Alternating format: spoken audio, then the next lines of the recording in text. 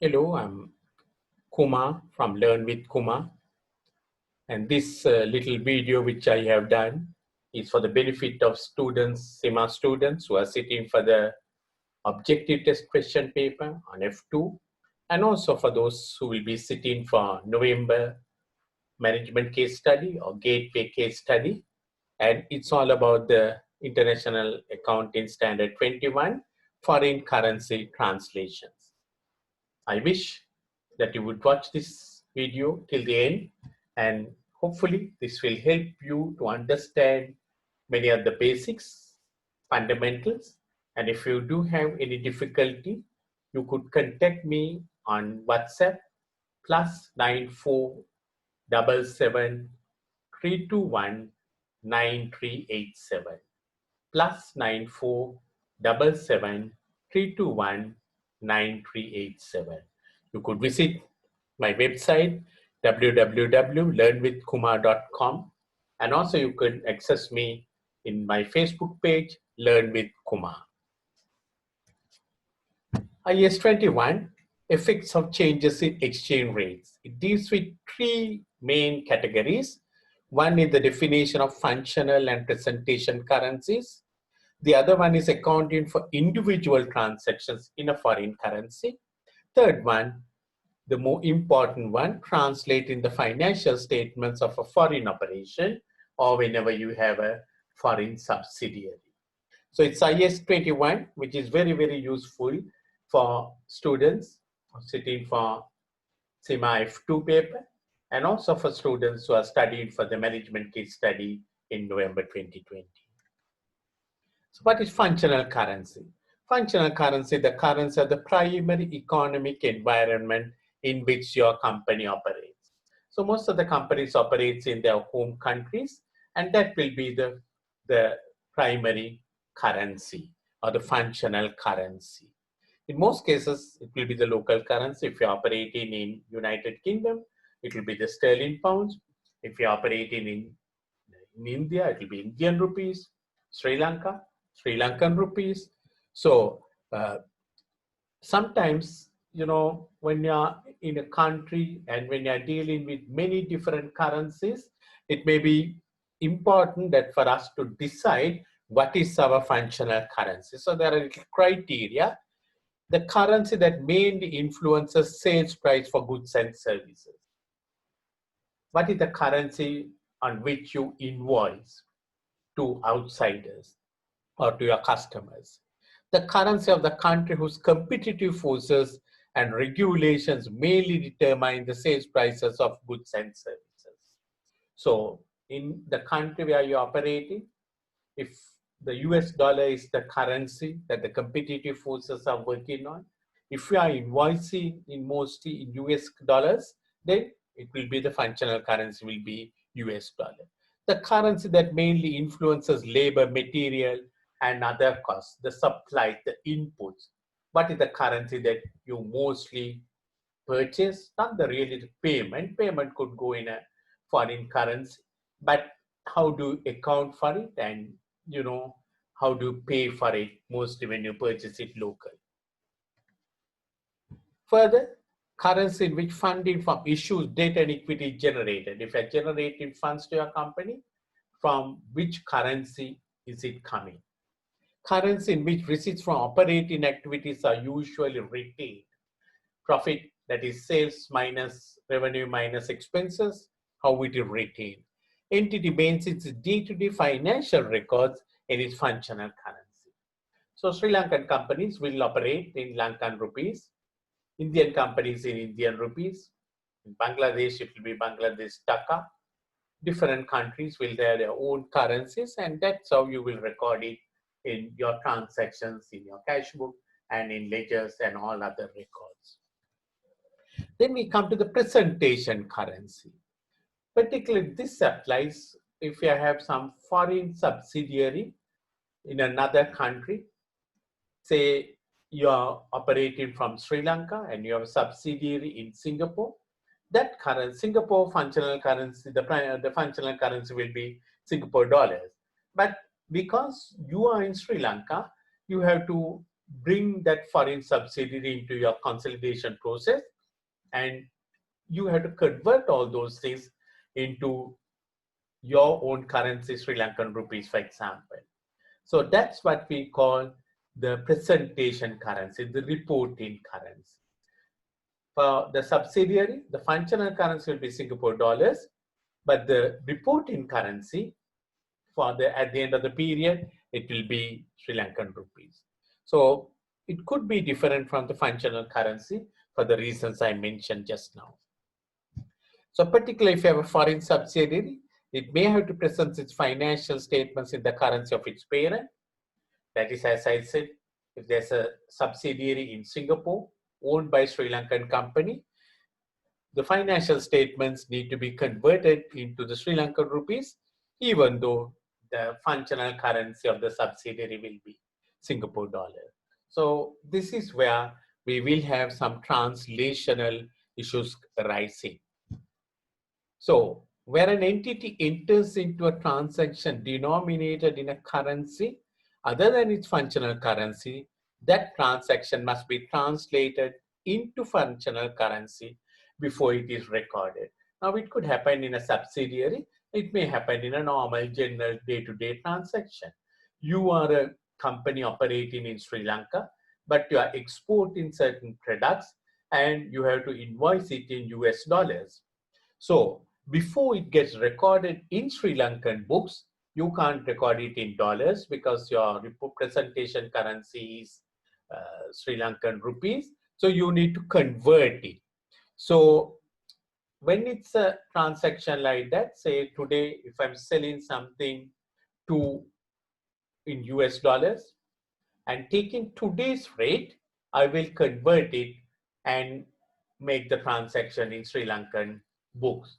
So I will debit receivables and credit revenue, taking the today's rate, say if it is, shall we say $300 transaction, so 300 into 180, if the today's spot rate is 180, I will convert that one and record the transaction, crediting sales revenue with 54,000 Sri Lankan rupees and debiting receivables with 54,000.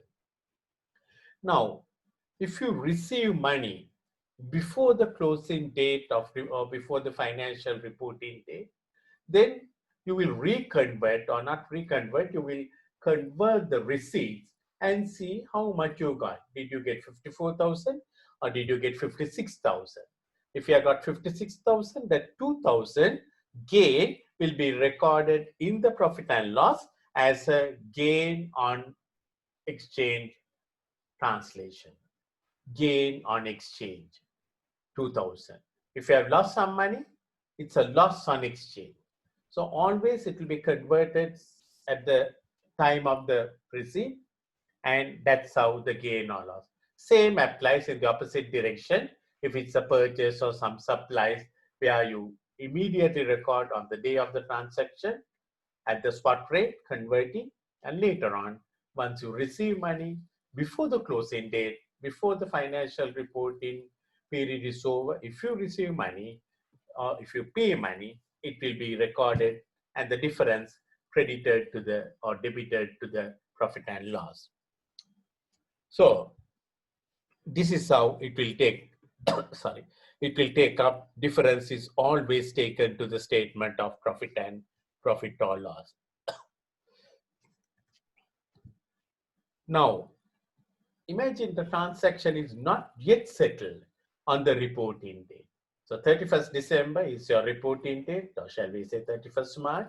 And on that day, still the transaction is outstanding, not yet paid or not yet settled.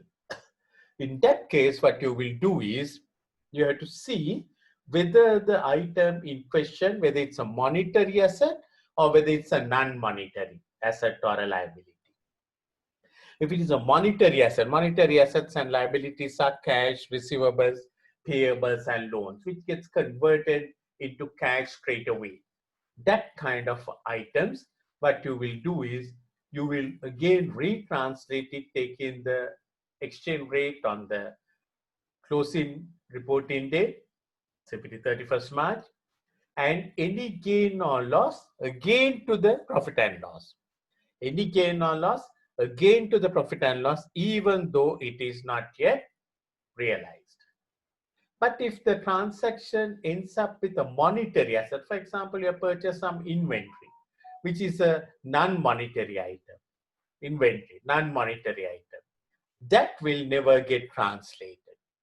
That will remain at the original exchange price, what you converted at the time of the transaction. So non-monetary assets like inventory, property, plant and equipment, we will not convert. Monetary items, we will convert gain or losses to the profit and loss. So non-monetary items, non-current assets, inventory, investments, do not translate. Leave it at historic rate. This is very important that you know this one. You only convert the monetary items when it is an unsettled transaction on the reporting date. Now we come to all important foreign subsidiary. Now in a foreign subsidiary, we do have our assets and liabilities designated in the foreign currency. But we need to convert it to prepare the consolidated financial statements. We need to convert it into our own home currency, the reporting currency or the presentation currency. So there what we do is we look at the every asset liability, monetary assets, non-monetary assets, all initially it will be converted at the spot rate, and then again at the end of each of the accounting period, it will be reconverted at the closing rate. Both non-monetary and non-monetary items all will be converted, and any gains or losses arising will be to the other comprehensive income. Now you need to be careful here, because when you, at the very beginning of the year, let's assume that when you convert, your net assets are, shall we say, 20 million Sri Lankan rupees. Now during the year, you will have your foreign profit arising. And that foreign profit at the end of the year, you have to convert it and take in the average rate, not the closing rate, average rate. So if the profit is 10 million, shall we assume it is 10 million Singapore dollars, and when we convert it, shall we assume it is 15 million Sri Lankan rupees? 20 into 15, 20 plus 15 million, 35 million. Now that should be your closing net assets. Now what you look at is, again, you convert the closing net assets, take in all your assets and liabilities on the reporting day, and let's assume when you convert it comes to 38 million. So opening net assets 20 million. During the year, profit converted at average at 15 million, it should be 35. But now when you convert the closing assets and liabilities, both monetary and non-monetary, it is 38 million. That 3 million is a gain which arises, and that will be taken to the other comprehensive income. Now earlier I told you all transactions on single transaction, it goes to the profit and loss. But when you convert a foreign subsidiary, gains or losses, it goes to the other comprehensive income, other comprehensive income. And that gain or loss, if there is a non-controlling interest, that gain or loss will be split between the parent and the non-controlling interest. So this is what happens, is that of it will be necessary to translate the subsidiaries' financial statements into the parent's presentation currency prior to consolidation. So statement of comprehensive income at average rate, statement of financial position at closing rate. So you will convert it and you will have a gain of 3 million. Opposite loss applies. If it's a loss, it will be a loss which will go to the other comprehensive income. Now, in addition to that, when you acquire the company, you would have had a goodwill. Goodwill converted, maybe shall we say 1 million Sri Lankan rupee. You will have to convert the goodwill also, again taking the closing rate at the end of the year. And let's assume when you convert, it comes to 1,100,000. That 100,000 is also a gain or loss that's a gain in this case. It will also go to the OCI, other comprehensive income. So whenever a subsidiary conversion comes, everything is to the other comprehensive income. Now that goodwill gain or loss, whether it should be split between the parent and the NCI will depend whether the NCI is measured on proportional method or whether NCI is measured on fair value method. If the NCI is measured on fair value method, that means goodwill belongs to both the parent and the NCI, and in that case, goodwill will, the gain also will be split between the parent and the NCI. But if the NCI is measured on proportional method, then the goodwill will only belong to the parent, and therefore the gain or loss arising on the transaction also will be only to the parent. So whenever we convert a foreign subsidiary, there are two gains or losses arising.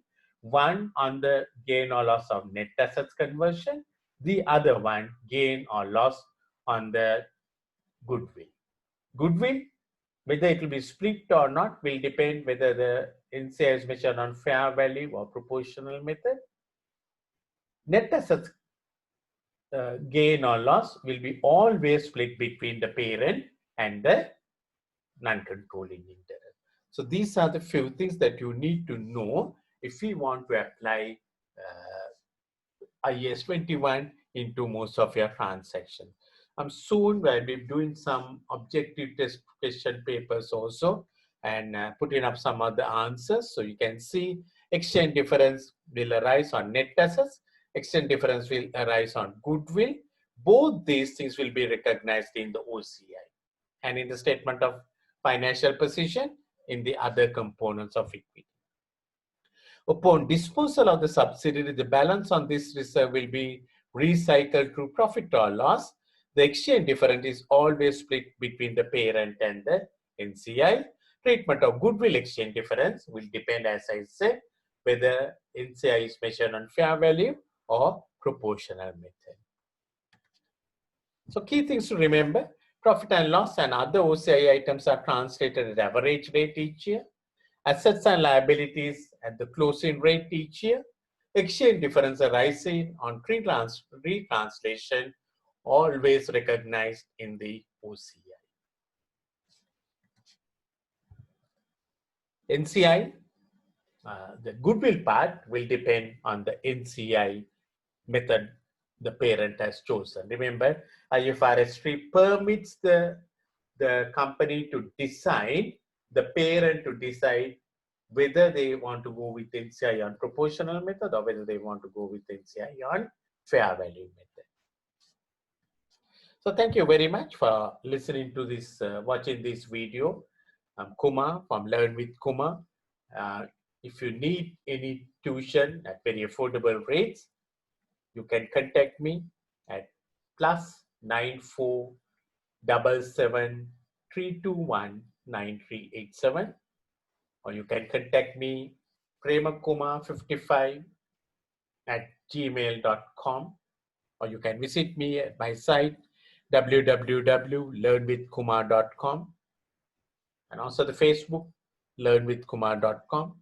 If you are happy with this video, subscribe to my channel, and I'll be having more videos in the days to come, covering up many of the Cima subjects on objective test and also for your November case study. So be watching these videos, and I wish all of you good luck. If you have any clarification, just contact me +9477321938 +9477321938. Thank you very much, and God bless all of you.